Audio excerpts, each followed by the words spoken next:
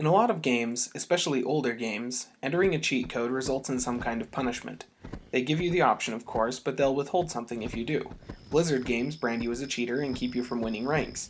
Descent calls you a cheater and zeroes out your score. But Ensemble Studios, in their infinite wisdom, didn't do anything of the sort. You can finish everything off as a cheating cheater face, and Age of Empires just doesn't care. The second game in the series, The Age of Kings, took a very different tack with its cheat codes, so let's take a look at the 5 best cheat codes from Age of Empires 2, The Age of Kings. This cheat gives you a free villager. He's taller than the usual villager, wears what looks like a white jumpsuit, and moves much, much faster. He's also generally a very agreeable guy, and essentially useless. His line of sight is too narrow to really be of much use scouting, unless you're just curious about what's in the opposite corner of the map and you don't want to waste a real unit on it. He has all of the build and attack options that regular villagers have, but he can't actually do any of them. Want to tell him to build a tower? Go ahead. He'll place a foundation and then stand in it, happily agreeing with everything you tell him to do without actually doing it. It's not unlike being the parent of a small child, actually. The only upside, really, is that enemies largely ignore him, and having one around really doesn't feel like cheating. In the Age of Kings, there is a siege unit that can be created at the castle called the Petard. They're somewhat slow suicide bombers carrying barrels of explosives that run up to a building and blow themselves up. Now, ignoring the implications of something like that, let's agree that in a computer game that can be rather useful. To smithereens gives you the Petard's big brother. This guy, called the Saboteur, is faster and hardier than a Petard. By himself he can be pretty underwhelming, but with a little copy-paste shortcutting, you can make an army of them in really short order. A line of these guys all commanded to attack a castle will bring it down in short order, and they'll do a substantial amount of damage to large groups of enemy units as well. It's a very useful cheat, but still feels a lot less like cheating than this next one.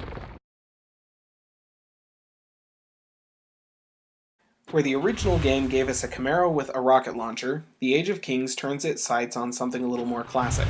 How about an AC Cobra that rapid fires tiny boulders from its headlights? Doesn't that sound better to everybody? Pretty sure it does. Pretty sure that's what you think. This is probably my favorite cheat for 2 reasons. First of all, the things are fast, tough, and do some crazy damage. Anything caught between them and whatever they're aiming at gets mowed down, and as you can see, even a single one will do some pretty remarkable damage, almost mimicking a continuous damage over time effect like you might see in an RPG. The second reason I like them so much is because AC Cobra. Come on, they're gorgeous even in low resolution. This cheat is probably the most cheat-y, or at least on par with the rock-launching Cobra. Furious the Monkey Boy gives you a Monkey Boy unit named Furious.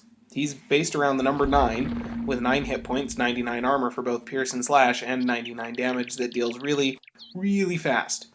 He's pretty quick as well, and he's mostly ignored until he starts hitting stuff. But once he starts hitting stuff, he's going to get noticed.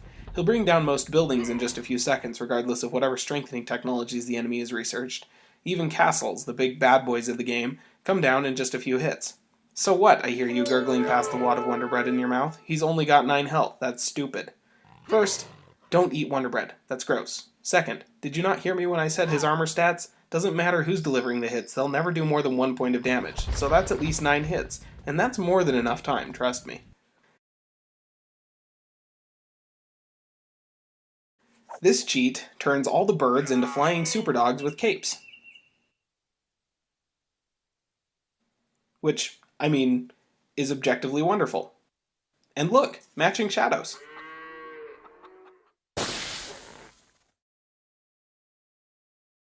Now, I know you're not a cheater because, come on, you don't need that. Let us know why you don't need cheats in the comments, unless you are a cheater, in which case you can use the subscribe cheat below to automatically be told about the next video.